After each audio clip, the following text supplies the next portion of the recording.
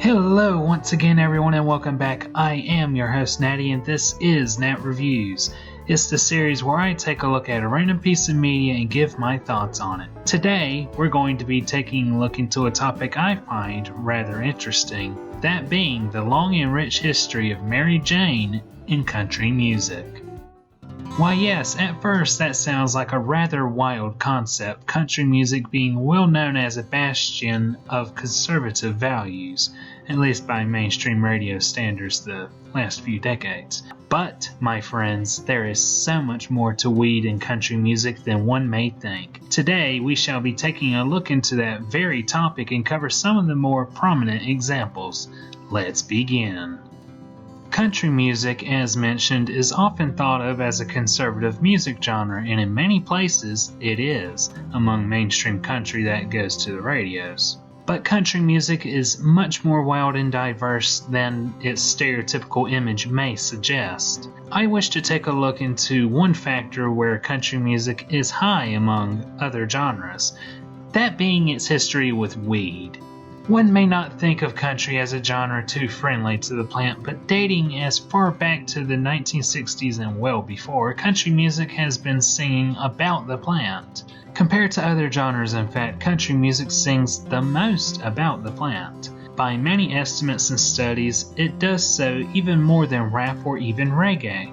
Country legends like Johnny Cash, Willie Nelson, Hank Williams Jr. have covered the substance in their music. Johnny Cash covered Sunday Morning Coming Down, a song written and recorded by Ray Stevens and Chris Christopherson, though the most famous rendition being Johnny Cash's. It is a somber tune about the morning after a rather long night of being intoxicated and feeling emptiness.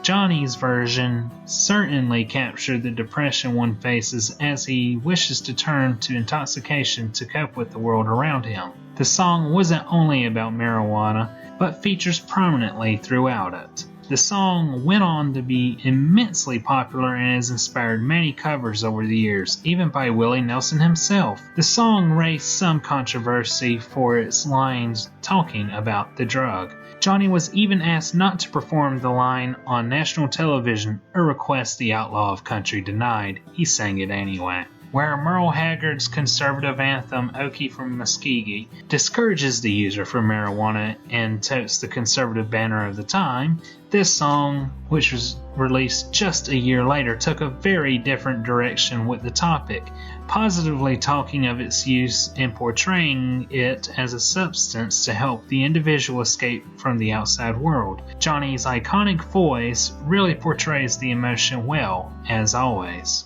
Willie Nelson, who is very well known for his connections with the plant, has sung many times about marijuana and its use. It wouldn't be a complete video about country music and weed without some mention to Willie. One of many examples being his song Roll Me Up and Smoke Me When I Die, which he was joined by Snoop Dogg of all people. It is a bit of a novelty song, but it does touch on Willie's well-known position with the substance. Willie talks rather upbeat about his death. He tells the listener to not be sad when he ultimately passes, but instead to have a party and celebrate, as that's how he wishes to be remembered. Snoop sounds rather curiously country on this track, and it's quite an interesting song for sure. One to check out if you're curious about more traditional country honky-tonk sounding music and what Willie with Snoop sounds like. Hank Williams Jr., son of, you guessed it, Hank Williams, another legend of music, sang about marijuana as well in 1975's Stoned at the Jukebox. At the time, it wasn't commonplace to talk about the drug unless you were outlaws of country like Johnny Cash, Willie, or others. But Hank shone through, demonstrating his maturity with this song and the topics it covers. The song was written about a lost love, and its desperation still shines through to this day in Hank's voice. He is devastated that his love has left him, but manages to find ways to make it through the day. However, by the nighttime, he turns to vices to get him through. It doesn't specifically tell if marijuana helped him positively or negatively, but implies it played some role in his recovery nonetheless. Hank's voice really carries the emotion of the song, as you can hear the feelings as he sings. If you're a fan of country music of old, this song would be perfect for you. It was through this song Hank demonstrated his maturity and helped cement him as his own self rather than just being the son of Hank Sr. It wasn't just country legends of old that sang about Mary Jane. In fact, its presence has carried on to the present day with many younger country artists of today.